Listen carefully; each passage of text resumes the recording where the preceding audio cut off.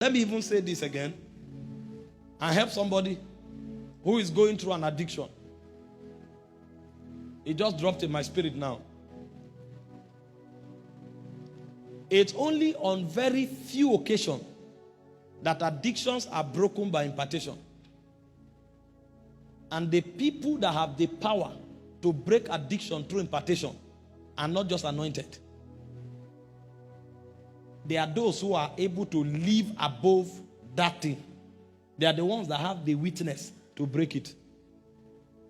A man who is a liar can't break the addiction of lying, no matter how anointed he is. He's a slave of that spirit.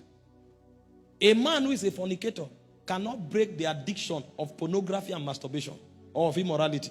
Himself is a slave, no matter how anointed. He can raise cripples, open blind eyes, but he doesn't have authority in that realm. That's why when there's an addiction, the first thing to look out for is not somebody to pray for you. It's number one, to starve that addiction. Because what energizes that addiction is what you hear and see.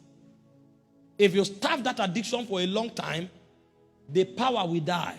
And the connection that addiction has to your brain. Because for every addiction, there are neurotransmitters that have been trained to create hormones that power it.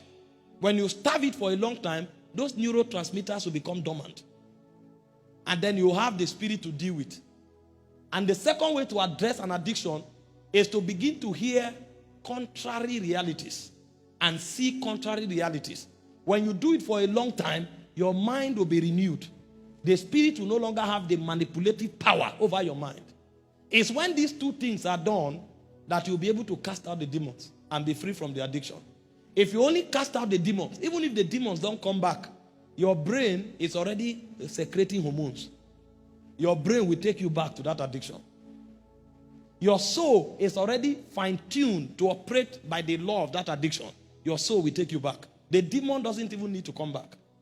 And so the way you engender that kind of deliverance is to first deal with your mind. Listen, your word is in your mind. I'm telling you, your word is in your mind. If your consciousness is wrong, your word will be wrong. Your life will be wrong. If your consciousness is right, your word will be right, and your mind will be right. This is what the devil capitalizes on. This is why people are speaking in tongues for hours, but they can never become anything. When they are young, they will enjoy the energy that comes with it. After many years, you will discover that it's only a handful that become champions. Because if you pray and it doesn't affect your mindset, if you study and it doesn't affect your mindset, what you are doing is cramming. That's the difference between a brilliant child and an intelligent child.